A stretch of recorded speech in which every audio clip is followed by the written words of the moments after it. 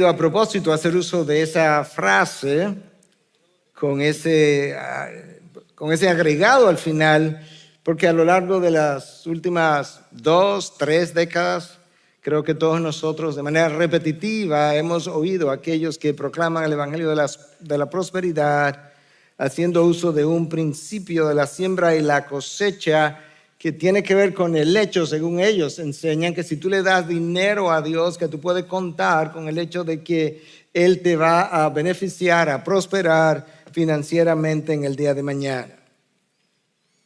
Lamentablemente muchos han sido los engañados y pocos los que han recogido.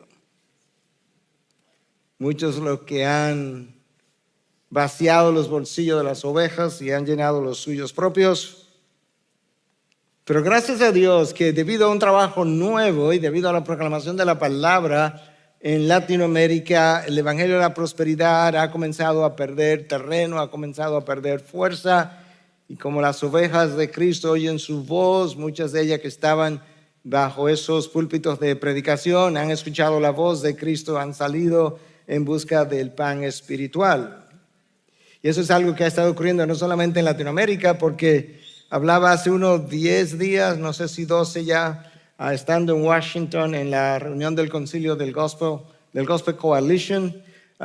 Conversaba con un pastor de Nairobi y él me decía que exactamente lo mismo ha estado ocurriendo en el continente africano. Si tú hubieras predicado ese evangelio hace 60 años, 70 años quizás, nadie te hubiera hecho caso. Requirió de una generación con características especiales para que ese evangelio pudiera crecer, y Satanás sabe cuándo, cómo, dónde y de qué manera puede traer el engaño a la población. El evangelio de la prosperidad que ha sido estudiado pudo tener éxito solamente en una generación materialista, egocéntrica, narcisista, pragmática, utilitarista, con una prosperidad económica suficiente para alimentar el apetito, la avaricia, la codicia de muchos.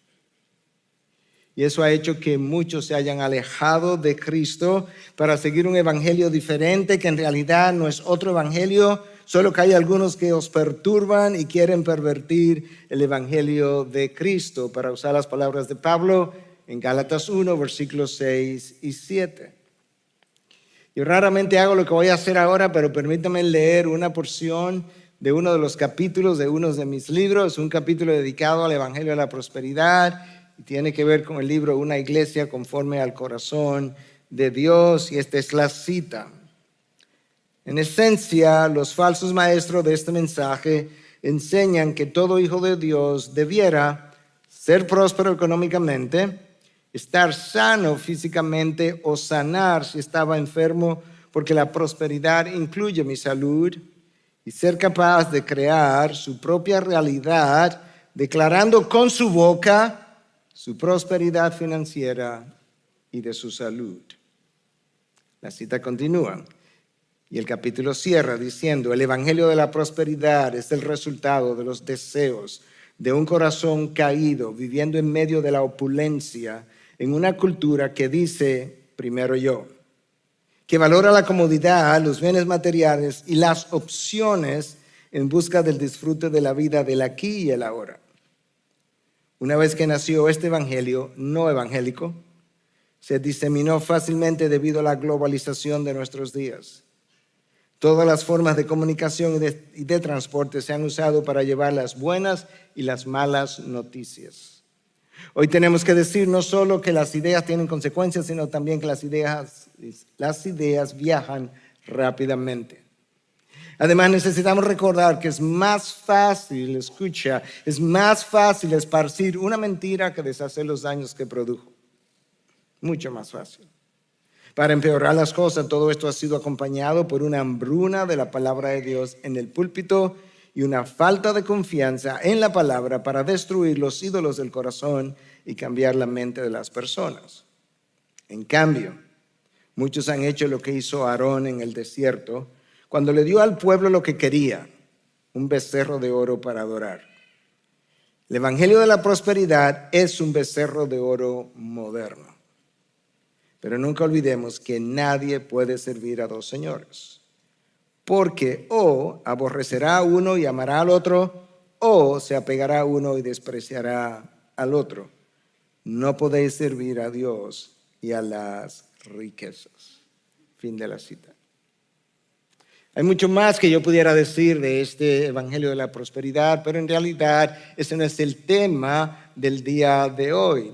Sin embargo, cada pasaje o cada mensaje, cada sermón debe ser predicado en un contexto en el que está siendo expresado o llevado o enseñado.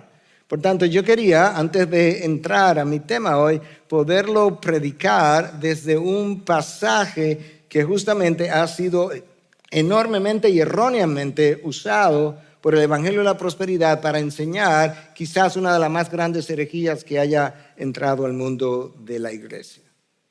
Y la frase que con frecuencia ellos han usado para manipular las ovejas de Cristo es que tú cosechas lo que siembras, de manera que si siembras dinero, Dios te devolverá prosperidad.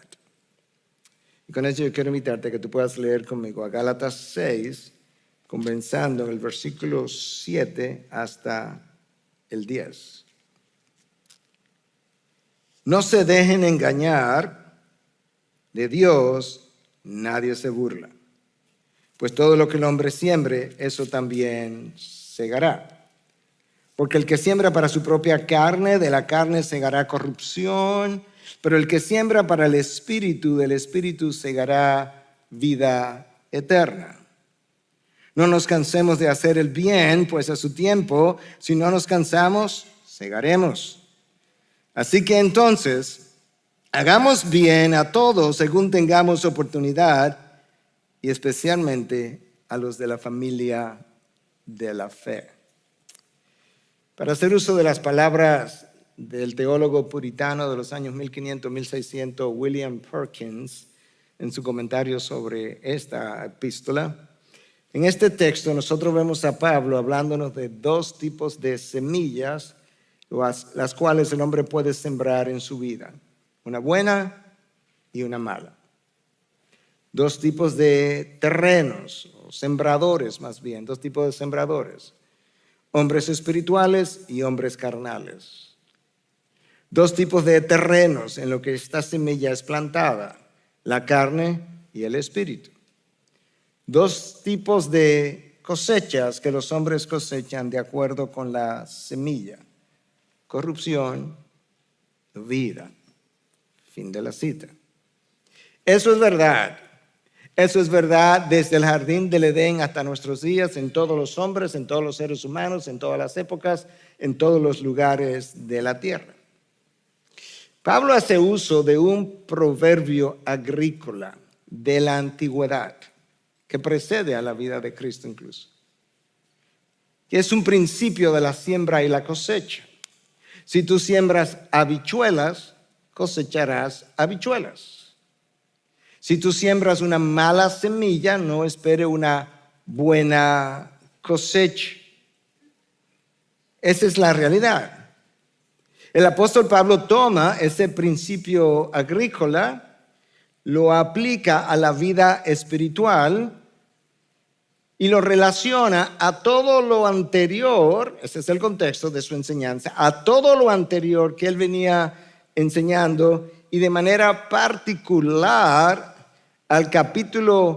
desde el capítulo 5 en adelante. Ese es el enfoque del apóstol Pablo. Déjame recordarte algunos pasajes desde el 5 hasta donde estamos. En 5:17, Pablo está hablando de que los deseos de la carne se oponen a los deseos del espíritu. En el versículo los versículos 19 al 21, Pablo entonces describe extensamente cuáles son las obras de la carne o de qué tipo son. Los versículos 22 y 23, Pablo habla del fruto del Espíritu. Y ahora cuando llegamos a Gálatas 6, donde estamos nosotros, Pablo nos habla de que nosotros podemos sembrar en la carne o podemos sembrar en el espíritu. Tienes versículos hablando de la misma cosa. Nada que ver con dinero, ni finanzas, ni prosperidad económica. Es interesante de que antes de Pablo hablarnos de este principio agrícola y mostrarnos en la vida espiritual cómo luce, él comienza con una frase muy paulina. No se dejen engañar. Es una frase que Pablo usa exactamente igual en 1 Corintios, en 1 Corintios 6:9, en la misma carta en 15:33. Y Pablo usa la frase conociendo que el ser humano es más fácilmente engañado con una mentira que instruido con una verdad. Déjame decir eso otra vez. El ser humano es más fácilmente engañado con una mentira que instruido con una verdad. Esa es la razón, la explicación a todo lo que se ha leído en las redes sociales a lo largo de la pandemia, que muchos han creído desechando la verdad. En el jardín del Edén, Adán y Eva, sin una naturaleza pecadora, sin una mente caída, sin un corazón corrupto, sin una voluntad esclavizada, fueron instruidos por Dios con la verdad y se dejaron fácilmente engañar con la mentira. El mejor instructor que puede haber en el universo entero no pudo prevalecer, por así decirlo, en términos humanos, enseñando la verdad cuando la mentira le fue presentada a esta pareja. La pregunta es, ¿por qué? Porque el ser humano es más fácilmente engañado con una mentira que instruido con la verdad. La respuesta no es tan complicada, no es tan compleja. Es que la verdad apela al espíritu. Y la mentira o las mentiras todas apelan a la carne. Y mi inclinación natural y tu inclinación natural es a los deseos de la carne. Por consiguiente, cuando la carne oye la mentira, eso es música a sus oídos, como dicen en inglés, music to my ear. Me hace tilín a la carne. Y esa es la razón por la que nosotros fácilmente abrazamos lo que no es. Esa es la misma razón por la que continuamente la carne vive preguntando, ¿y qué tiene de malo? Cuando la pregunta debía ser, ¿y qué tiene de santo? ¿Tú sabes por qué la carne pregunta qué tiene de malo? Porque la carne quiere saber hasta dónde puede gozarse, disfrutar, hasta dónde puede cruzar quizás la línea trazada en la arena sin que tenga consecuencia, o qué tan cerca de esa línea puede caminar y disfrutar la carne, mientras que el Espíritu estaría preguntando, ¿qué tiene de santo? Porque es a Cristo que tengo que parecerme. El apóstol Pablo sabe cuán fácilmente tú y yo podemos ser engañados. Si Adán y Eva, en condiciones pristinas, de una creación no corrompida, sin tentaciones, sin naturaleza caída, pudieron ser engañados fácilmente, subraya esa palabra, por Satanás, tú y yo y cualquier otro puede ser engañado. Escucha lo que el apóstol Pablo le escribe a los Corintios en su segunda carta, capítulo 11, versículo 3. Pero temo que, así como la serpiente con su astucia engañó a Eva, las mentes de ustedes sean desviadas de la sencillez y pureza de la devoción a Cristo. Pablo está preocupado. Pablo está preocupado porque conoce la facilidad con la que el ser humano puede ser engañado, y cuando él quiere explicar a los corintios de dónde viene, de dónde procede su preocupación, se va al Edén y recuerda de qué forma la serpiente engañó a Eva y dice, yo ahora estoy preocupado porque en medio de ustedes hay falsos maestros con falsas enseñanzas que provienen de la misma serpiente. Y yo estoy preocupado con que ustedes sean desviados de lo santo, que es su devoción a Cristo, a lo profano, que es la vida de la carne. El engaño, la posibilidad del engaño no es de personas recién convertidas, no es de personas inmaduras. Ninguna de esas dos cosas caracterizaban ni a Adán ni a Eva es típica de personas de carne y hueso, de la criatura, y más ahora de criaturas caídas. Y luego Pablo dice, inmediatamente después dice, no se dejen engañar. Pablo trae una advertencia y dice, nadie se burla de Dios. En otras palabras, cuidado con el engaño, porque nadie, ni en el pasado, ni en el presente, ni en el futuro, se burla de Dios. En el lenguaje original, la palabra ahí traducida como burla tiene que ver con esta idea de mover tu nariz, como que nadie le hace esto a Dios. O pudiera tener que ver con el hecho de que nadie le habla o le mueve la cabeza despectivamente a Dios sin que sufra sus consecuencias. Tú y yo podemos esconder nuestro pecado. Es más, podemos enterrarlo. Si el pecado fuera una cosa, podemos enterrarlo. Y lo hemos hecho, todos, en algún momento de nuestra vida. Pero Dios lo vio y el cielo se enteró. La persona más importante en todo el universo está al tanto. Por eso decía Greg Laurie, es un autor, pastor norteamericano, más o menos conocido, por lo menos en aquellos círculos. Y él decía en una conferencia hace unos años atrás que un pecado oculto en la tierra es un escándalo en el cielo. Porque aquí pudiéramos estar diciendo, wow, nadie se enteró. Y en el cielo, wow, increíble. Si tuvieran la misma naturaleza que nosotros, los ángeles tuvieran, ¿tuviste? Eso es imposible, mira. Pastor fulano. La frase de Pablo, de Dios nadie se burla, son palabras sencillas, con implicaciones monumentales. En el texto de hoy, Pablo compara la carne y el espíritu a dos tipos de terrenos o de suelos en los que tú y yo podemos sembrar. O sembramos para la carne o sembramos para el espíritu.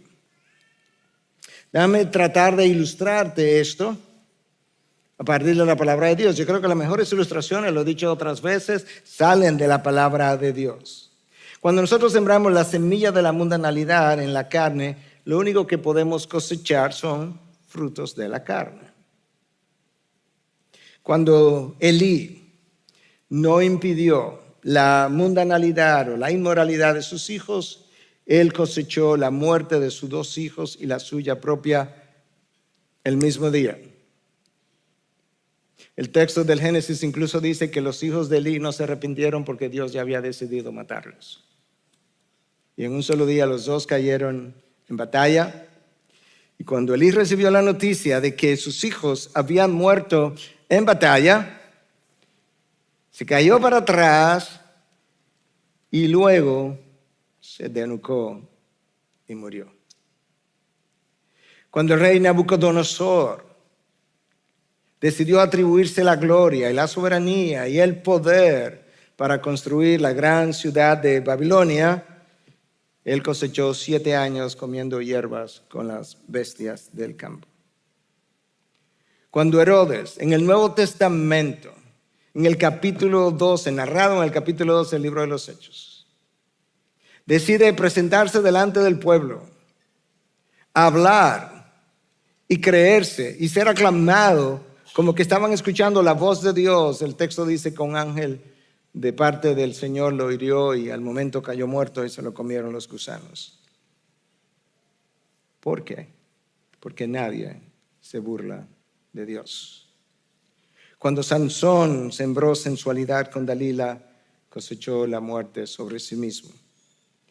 Cuando Salomón sembró carnalidad de todo tipo siendo rey, cosechó la división de su reinado, el reino del norte, el reino del sur. Cuando el reino del norte volvió a sembrar carnalidad y sembró idolatría cosechó el exilio. Y cuando el reino del sur fue advertido por Dios de que si continuaba haciendo lo mismo, que su hermana del norte sufriría las mismas consecuencias, cosechó el mismo exilio, pero a Babilonia.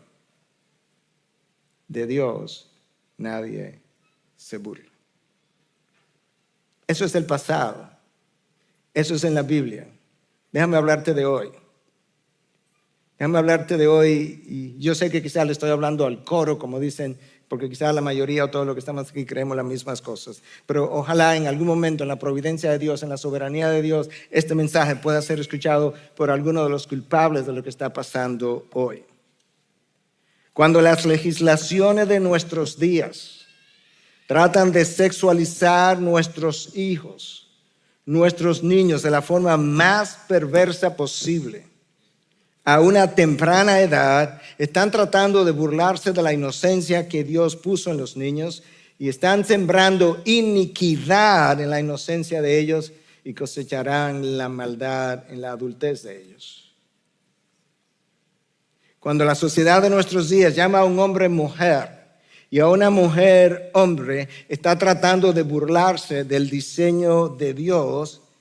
Y hoy en día entonces se elige a una integrante, a un miembro de la Suprema Corte de Justicia, y se elige precisamente por ser mujer, de acuerdo al presidente de aquella nación. La quiero elegir por ser mujer y llenar cierta característica. Y le preguntan entonces ante el interrogatorio que cómo ella define a una mujer, y dice que ella no sabe porque ella no es bióloga.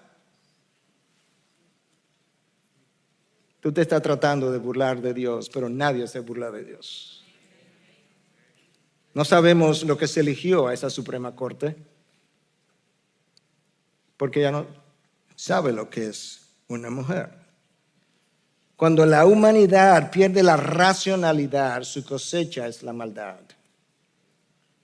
Cuando una mujer trata por medio de cirugías y tratamientos hormonales de convertirse en un hombre para luego salir embarazada y poder decir que un hombre puede salir embarazado, él está tratando de burlarse de la maternidad que Dios diseñó de manera exclusiva para el sexo femenino. Pero para todos aquellos que están tratando de empujar, aprobar esta monstruosidad, quiero recordarte que Dios ha dicho, nadie se burla de Dios.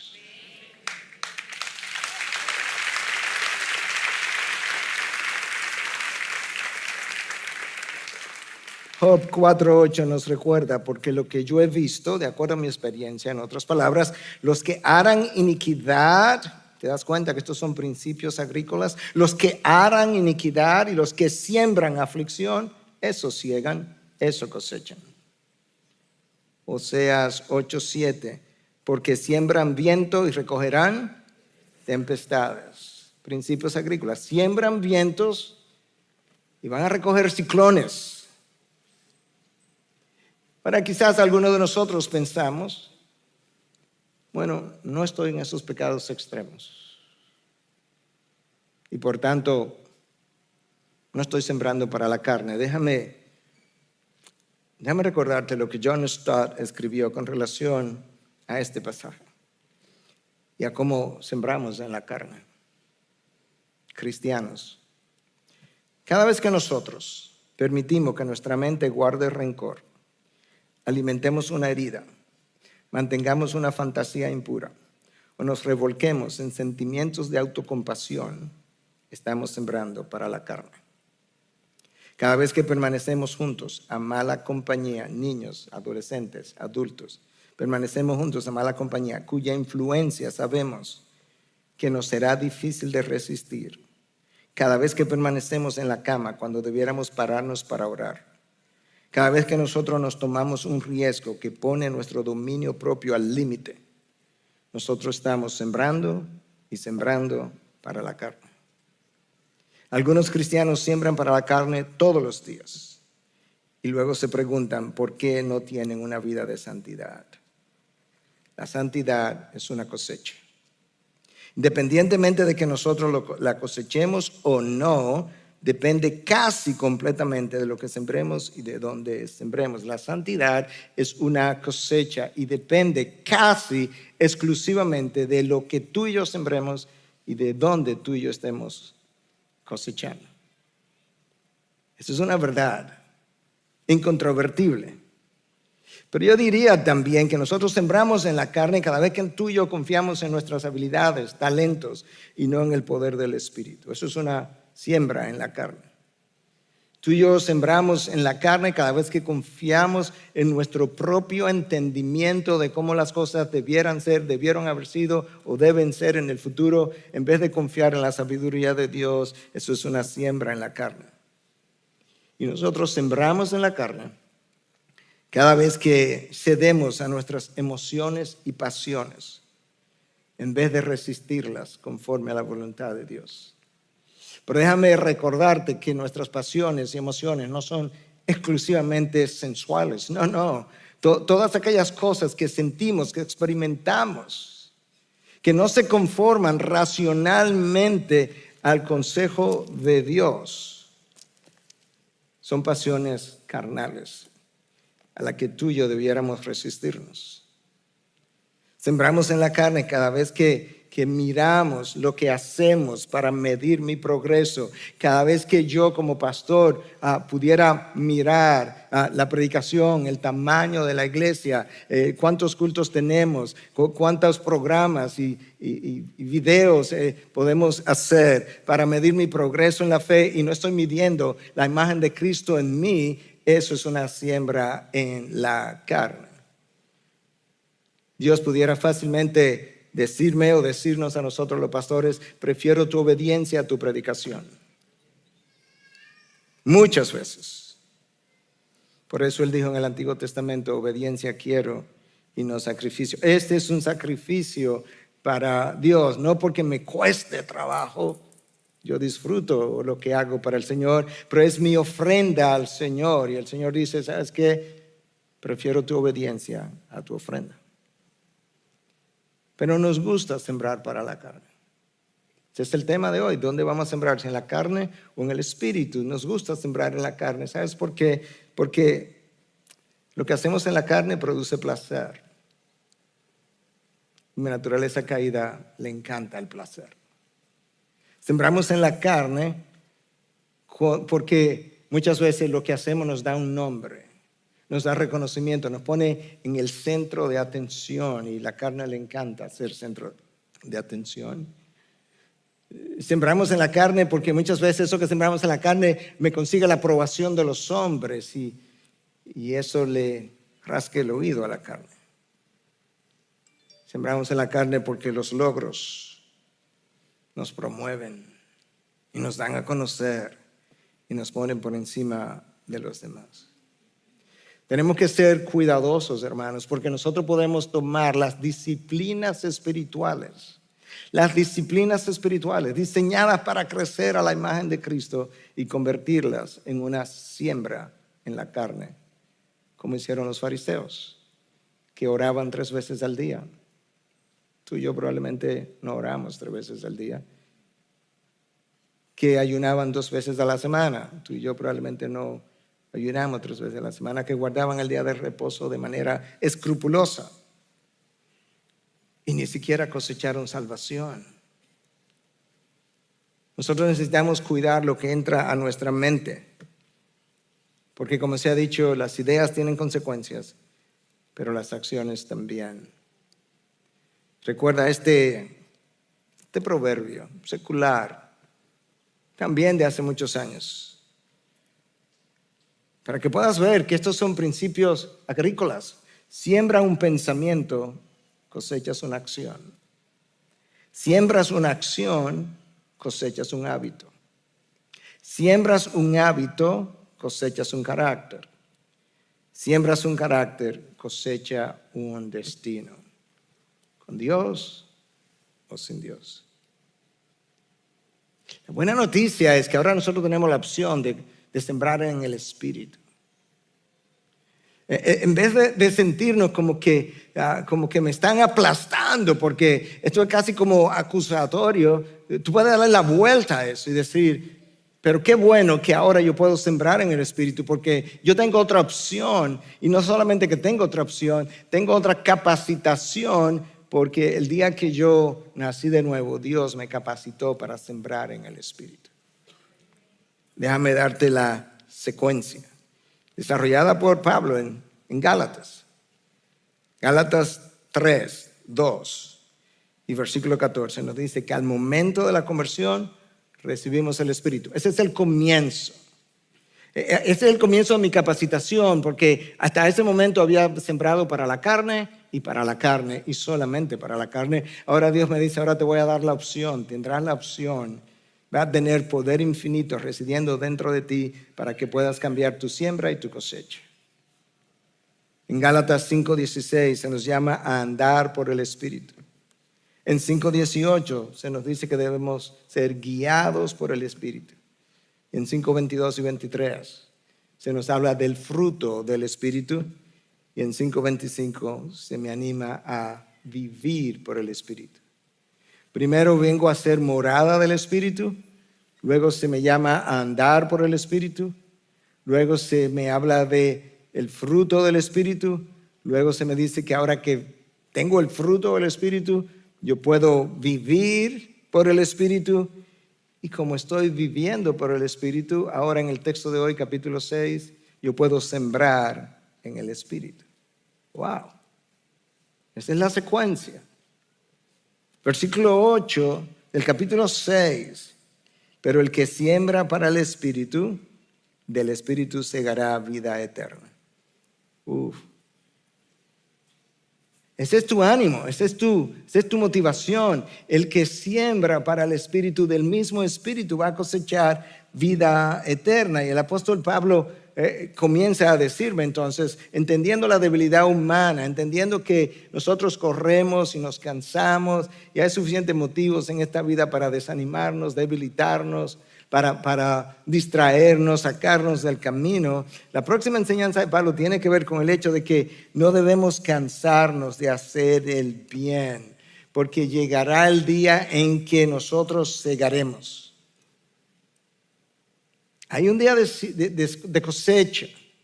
Y Pablo está tratando de, si hubo alguien en la antigüedad que pudo haberse desanimado, que pudo haberse desalentado, que pudo haber parado la carrera, fue el apóstol Pablo, cuando se vio perseguido por sus propios conciudadanos, por sus propios hermanos, cuando se vio en las cárceles tantas veces, cuando naufragó, cuando estuvo sin poder ver, cuando estuvo desnudo, como él dice, cuando fue abandonado incluso a la hora de la prueba. Si hubo alguien que pudo haber abandonado la carrera, fue el apóstol Pablo, y sin embargo al final él dice, yo he terminado la carrera, yo he peleado la buena batalla, y ahora nos está diciendo a nosotros, no te canses, continúa corriendo.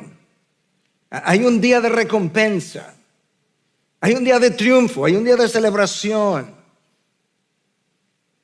Escucha a Santiago tratando de ayudarnos a que no nos detengamos, no nos paremos. Santiago nos dice en el capítulo 1 de su epístola que debiéramos contar por sumo gozo cuando nos encontremos en diferentes tipos de pruebas. En serio, Santiago. ¿Tú estás seguro que tú quisiste decir, consideremos como sumo gozo? Porque no sé cómo los diferentes tipos de pruebas pueden producirme gozo. Santiago dice, no, considéralo como un sumo gozo para ti. De verdad. Santiago dice, sí, tú no sabes lo que Dios está haciendo en ti, a través de ti, en las pruebas, pero espera, ten paciencia. Escucha cómo él va a ir terminando su capítulo 5 de la misma epístola. Dice, amados hermanos, tengan paciencia mientras esperan el regreso del Señor. Santiago, pero van 2000 años ya. Ten paciencia, no te agotes. Escucha a Santiago, para que tú puedas ver que estos son todos principios agrícolas distorsionados por los evangelistas de la prosperidad, como decía Pedro en una de sus cartas acerca de la enseñanza de Pablo. Dice, nuestro hermano Pablo, sabemos que escribe acerca de cosas que son como complejas, complicadas, difíciles de entender, que los falsos maestros distorsionan para su perdición, como distorsionan el resto de las escrituras. Esa evangelistas de la prosperidad han distorsionado no solamente esta enseñanza, sino también el resto de las Escrituras. Pero escucha Santiago: amados hermanos, tengan paciencia mientras esperan el regreso del Señor. Piensen en los agricultores que con paciencia esperan las lluvias en el otoño y la primavera. Con ansias esperan a que maduren los preciosos cultivos. Ustedes también deben ser pacientes. Anímense, porque la venida del Señor está cerca. Wow. Cada año que cumplo un año más de vida, literalmente, cuando la gente me felicita, yo pienso o le digo, un año más cerca del Señor. Yo no sé por qué la gente tiene miedo de morir. La gente tiene como este deseo de permanecer aquí por siempre. Me da la impresión que este mundo para ellos es como demasiado extravagantemente bueno, porque yo lo encuentro tan corrompido y deteriorado que estoy loco por salir y encontrarme con mi Señor y vivir en el mundo para el cual Él me creó. En el mundo donde yo voy a sentirme como en mis aguas, como finalmente al fin, ha sido larga la carrera, conoce la canción, pero el viaje, pero al fin llegué.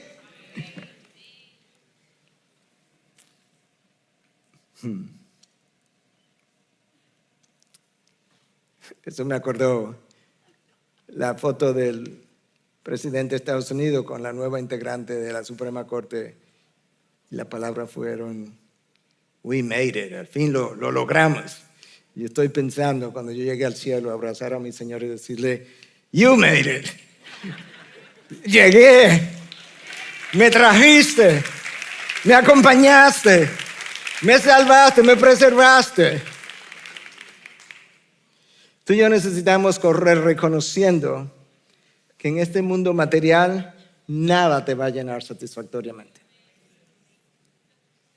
Y ese es parte del problema. Nosotros tenemos falsas expectativas. Comenzamos a envejecer y comenzamos a preocuparnos y a entristecernos por lo que la vejez va a traer. Y yo conversaba con mi esposa ayer y le decía, ¿sabes qué? Ya me he dicho la imagen en mi mente de toda la forma posible de cómo yo pudiera lucir en esa vejez bien avanzada. ¿Sabes qué? Está bien, eso es lo que significa ser un ser humano envejeciente. Implica mostrar al mundo que este mundo caído lo único que tiene que ofrecer es corrupción, pero que hay un mejor mundo que me espera, que me da esperanza, en el que yo estoy confiado, en el que yo estoy todavía corriendo en mi interior para llegar, aunque me esté descomponiendo en el exterior, como dice Pablo, pero en mi mundo interior estoy siendo renovado. Necesitamos las expectativas correctas para saber cómo correr. Hermano, en este mundo nada te va a llenar. Nada te va a llenar todas tus necesidades. Nosotros tenemos necesidades, tenemos anhelos, tenemos carencias. Y las promesas de Dios, ninguna fueron de índole, yo no quiero decir ninguna, la enorme mayoría de ellas, no fueron de índole material. ¿Para qué Dios me va a ofrecer cosas eternas para un mundo temporal? Explícame. No tienen uso. Ahora escucha al apóstol Pablo tratando de animarnos, tratando de ser, como dicen en el inglés, el cheerleader, hacer go, vamos. No nos cansemos de hacer el bien. Versículo 9, pues a su tiempo, si no nos cansamos, eso es un condicional, segaremos, cosecharemos. No te canses de hacer el bien. Pablo sabe que hay la posibilidad de cansarnos y de abandonar la carrera. Y yo creo que la carrera cristiana ha sido diseñada como una carrera de obstáculos. Ustedes lo han visto, la carrera de obstáculos, donde hay como vallas que los corredores tienen que saltar. Son obstáculos. Yo creo que ha sido diseñada por Dios como una carrera de obstáculos a propósito para que solamente los verdaderos hijos de Dios lleguen. Porque los falsos profesantes de fe abandonan. Y Juan diría, si estuviera conversando con nosotros o con Pablo, sí, es verdad, salieron de nosotros, pero no eran de nosotros. Porque si hubiesen sido de nosotros, hubiesen permanecido con nosotros. Pero la razón por la que salieron es para dar evidencia de que nunca fueron de nosotros. Hermano, hay un día final, hay un día de rendición de cuentas, pero hay un día de recompensas. Y ahora es la hora ahora es el tiempo de sembrar en el Espíritu. y dejar de sembrar en la carne. Y esta es la hora para hacer bien y hacer bien a todos, sin cansarnos. El Señor Jesús sanó 10 leprosos en una ocasión. ¿Tú recuerdas? 10 leprosos. ¿Cuántos regresaron? 1. Pero la ingratitud y la incredulidad de los 9 no hizo que Jesús siguiera haciendo bien a todos. Ahora, Pablo nos enseña que debiéramos tener un interés especial para aquellos que son hijos de Dios. A la hora de obrar, a la hora de hacer bien, debiéramos tener un interés especial por aquellos que son hijos de Dios. Escúchenlo, el versículo 10. Así que entonces, hagamos bien a todos, otra vez, según tengamos oportunidad. Cada vez que veas a alguien en necesidad, quizás necesitas regalarle algo de dinero, quizás es una camisa, quizás es un pantalón, quizás es una comida, quizás es una oración, quizás necesitas darle tiempo. Hagamos bien a todos según tengamos oportunidad y especialmente a los de la familia de la fe.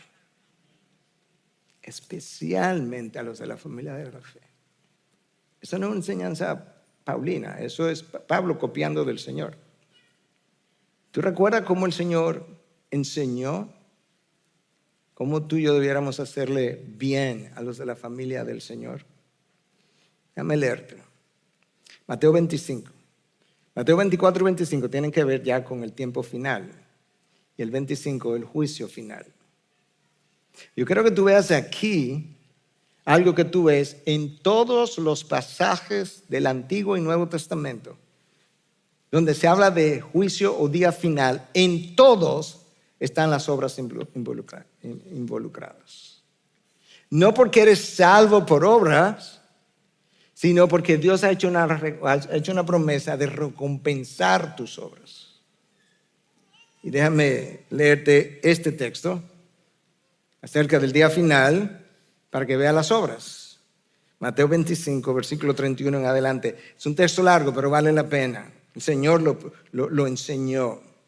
De manera que esto es más importante que cualquier cosa que yo pudiera decir en esta mañana.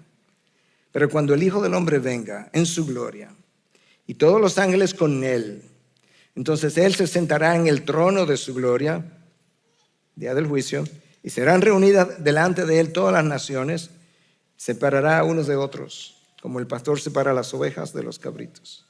Y pondrá a las ovejas a su derecha y a los cabritos a la izquierda. Entonces el rey dirá a los de su derecha, vengan, benditos. Quédate con esa palabra ahí, benditos, para que vea la diferencia entre estos y los cabritos. Vengan, benditos de mi Padre. Hereden el reino preparado para ustedes desde la fundación del mundo. Esta es la recompensa. Hereden no una cosa, no dos, no tres, el reino entero. ¿Por qué, Señor? Porque yo tuve hambre y ustedes me dieron de comer. Tuve sed, tuve las obras y me dieron de beber. Fui extranjero y me recibieron. Estaba desnudo y me vistieron. Enfermo y me visitaron. En la cárcel y vinieron a mí. Como raro, Señor, porque ¿cuándo tú estabas en la cárcel? Entonces los justos responderán diciendo, Señor, ¿cuándo te vimos hambriento y te dimos de comer? ¿O sediento y te dimos de beber? ¿Y cuándo te vimos como extranjero y te recibimos? ¿O desnudo y te vestimos? ¿Cuándo te vimos enfermo o en la cárcel y vinimos a ti? El rey responderá, en verdad les digo, que en cuanto lo hicieron a uno de estos hermanos míos, a uno de estos de la familia de Dios, aún a los más pequeños, a mí me lo hicieron. Wow. Entonces dirá también a los de la izquierda, apártense de mí, malditos. Wow. Benditos, malditos. Al fuego eterno que ha sido preparado para el diablo y los ángeles. Porque tuve hambre y ustedes no me dieron de comer, tuve sed y no me dieron de beber, fui extranjero y no me recibieron, estaba desnudo y no me vistieron, enfermo y en la cárcel y no me visitaron. Entonces ellos también responderán, Señor, ¿cuándo te vimos hambriento o sediento, o como extranjero o desnudo o enfermo o en la cárcel, o no te servimos? Él entonces les responderá, en verdad les digo, que en cuanto ustedes no lo hicieron a uno de los más pequeños de estos, tampoco a mí lo hicieron. Estos irán al castigo eterno, pero los justos a la vida eterna. Hay un principio de una siembra y una cosecha, pero no tiene nada que ver con dinero. No tiene nada que ver con prosperidad material. No tiene nada que ver con acumular tesoro de este lado de la eternidad. En la siembra y la cosecha, o la siembra y la cosecha tienen que ver con tus estilos, nuestros estilos de vida de este lado de la gloria. Aquí es que estamos sembrando, después segaremos. Y lo que recibirás entonces, muchas veces aún de este lado, y luego mucho más de aquel lado, será conforme a lo que siembres. Lo que siembra, aquellos que siembran en la carne, que viven una vida de pecado, cosecharán la justicia de Dios. Los que siembran en el Espíritu cosecharán la gracia de Dios. Y ambas cosas, la justicia de Dios, muchas veces recibida de este lado, pero se extiende a la vida venidera. La gracia de Dios de igual manera comienza de este lado, pero se extiende al mundo venidero. Pero cuando siembras en el Espíritu, tú cosechas santidad. Y la santidad cosecha la gracia de lo que hemos hablado. Los que viven cosechando cosas de este mundo, cuando mueran, dejarán todas esas cosas de este lado. Jamás las volverás a ver. De hecho, la palabra dice que todas ellas serán consumidas por el fuego. Estás acumulando cosas que van a ser quemadas. ¿Qué irracionalidad? Como se ha dicho siempre, el único dinero que vas a volver a ver es el que invierte en el reino de los cielos. Es el único dinero que vas a volver a ver. Y déjame animarte, porque quizás tú estás ahí pensando, bueno, el pastor tiene una iglesia grande, lo conoce mucha gente, ha escrito libros, pero yo no, porque yo no tengo esos méritos. Escúchame. Quizás tú no tienes un gran nombre en el reino de los hombres, pero si tú has sembrado en el Espíritu, tú tienes un gran nombre en el reino de Dios. Tú tienes un gran nombre en el reino de Dios. Quizás tú no tienes grandes riquezas materiales de este lado, pero no te preocupes, que ninguna de ellas va a pasar para aquel lado. Ninguna de ellas. Lo que es de este lado se queda. Quizás tú no conoces nada del hebreo del Antiguo Testamento. Quizás no conoces nada del griego del Nuevo Testamento. Quizás lo oyes desde algunos púlpitos de vez en cuando y piensas, oh, wow, si yo pudiera, yo supiera. Quizás tú no conoces el hebreo del Antiguo Testamento ni el griego del Nuevo, pero quizás tú conoces al Señor que inspiró ambos testamentos. Y ahí es donde tú tienes que gloriarte, en que conoces al Señor del cielo y tierra, quien te dio la salvación. Quizás tus obras no son tomadas en cuenta. Quizás no la vemos porque la hiciste en privado, porque la hiciste en una cárcel, porque visitaste a algún enfermo, porque fuiste en un viaje misionero a un lugar donde poca gente va o que poca gente conoce, o tu obra fue hecha en un orfanato. Pero ten por seguro que tu obra no es en vano, tu trabajo no es en vano. Cada acción que tú hayas hecho para la gloria de tu Dios y que has sembrado en el Espíritu, cada una será recompensada. Eso es una promesa que tú tienes, eso es un gozo que te espera. Aún por así quiso Cristo ilustrarlo, un vaso de agua en un momento dado. En un momento dado a alguien que vestiste, cada acción, cada obra hecha para la gloria de Dios será recompensada. Quizás está triste, cansado, agobiado, desanimado. Recobra tu esperanza, porque hay un lugar de descanso y de gozo. No de un día de reposo eterno.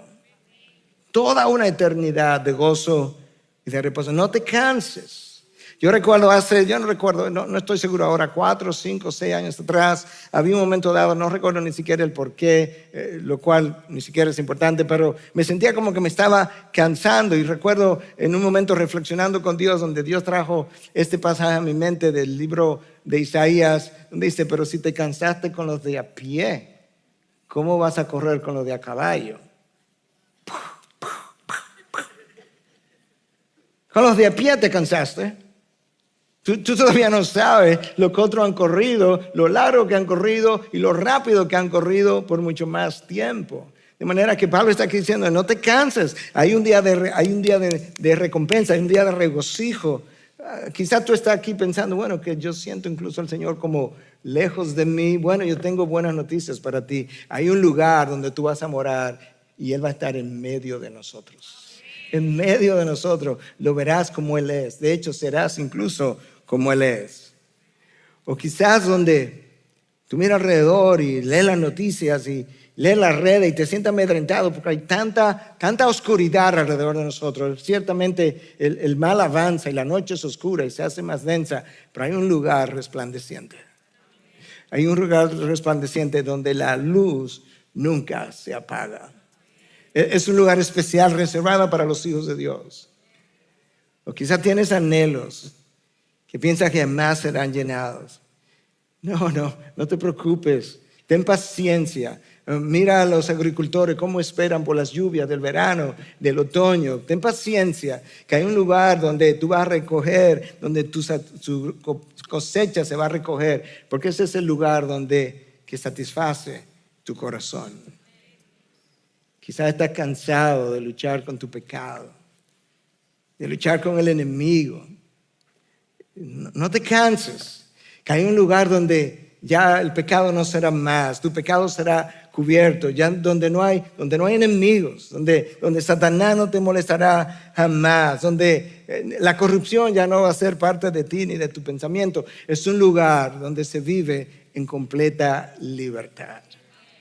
¿Tú no quieres llegar a ese lugar? ¿No quieres morirte para poder vivir?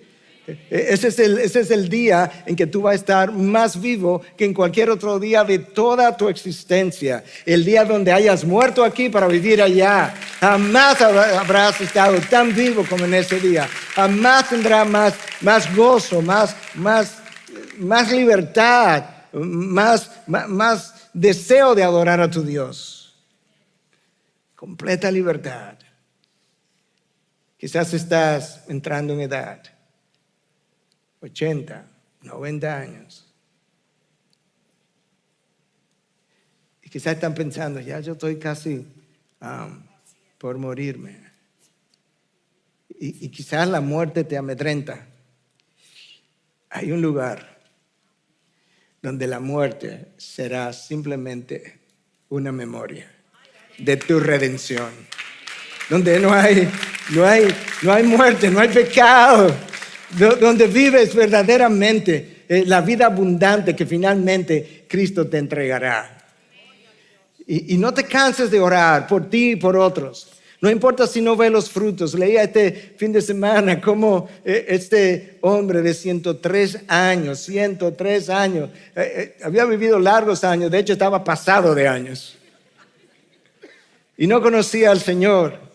Y a los 103 años estaba meditando y reflexionando y se acordó de un sermón que había sido predicado 85 años atrás y creyó y recibió vida eterna 85 años después de haber oído el sermón. No te canses de orar, de esperar. Dios puede darte la recompensa al día menos esperado. No tiene ni siquiera que verlo, simplemente confía y siembra en el Espíritu para que puedas cosechar en el Espíritu. Padre, gracias por tu ciudad preparada para nosotros. Gracias porque por esa ciudad celestial esperamos. Gracias porque Cristo dijo, es bueno que yo me vaya porque voy a preparar un lugar. Y de hecho dijo, si no fuera cierto, no te lo diría. Él era tan veraz que ellos llegaron a creer. Si Él lo dijo, es cierto. Y nosotros lo creemos también. Ayúdanos a anhelar, todos nosotros, ayúdanos a anhelar la salida de este mundo para entrar en el venidero. Pero no nos permita, mientras esperamos en este lado, no nos permita quejarnos, porque la espera es parte del proceso y la espera es parte del programa para entrar a la realización final de dicho programa, el plan de redención para la gloria tuya. En Cristo Jesús hemos predicado para su gloria también. Amén. Bendiciones.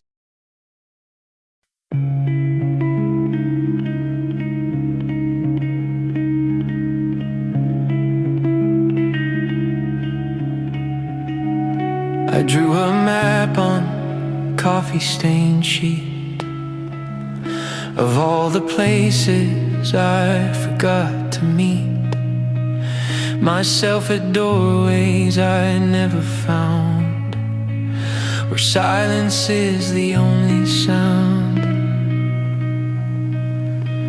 I marked an X where time stood still, and circled places I couldn't feel.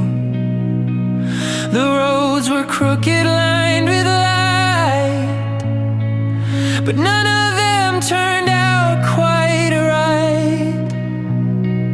So many paths with no goodbye.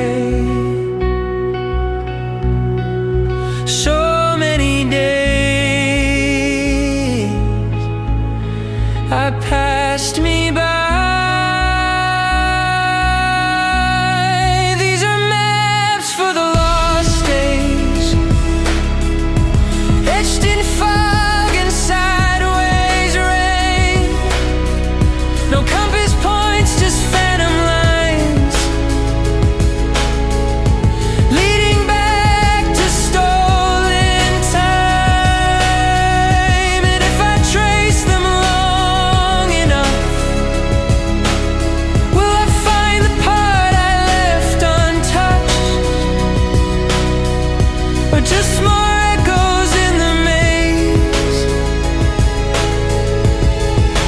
Maps for the lost days. I scribbled dreams in margins wide of notebooks soaked in storm and tide. Wrote down the names of things I missed, like morning light and innocence.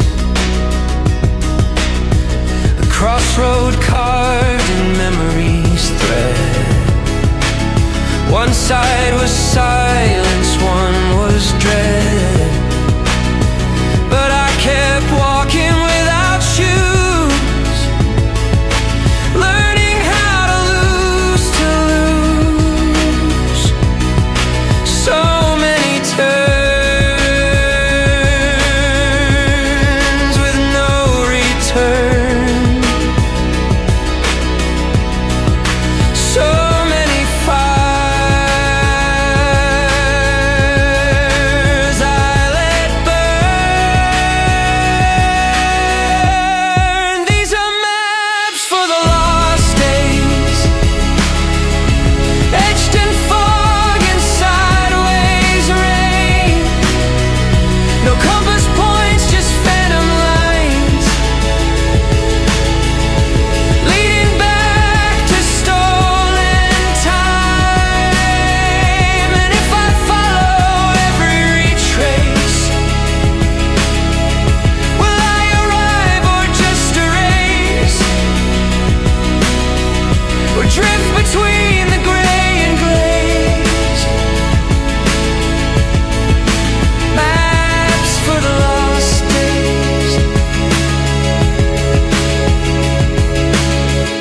I folded them into paper boats, let rivers carry all my notes. And though the ink begins to run,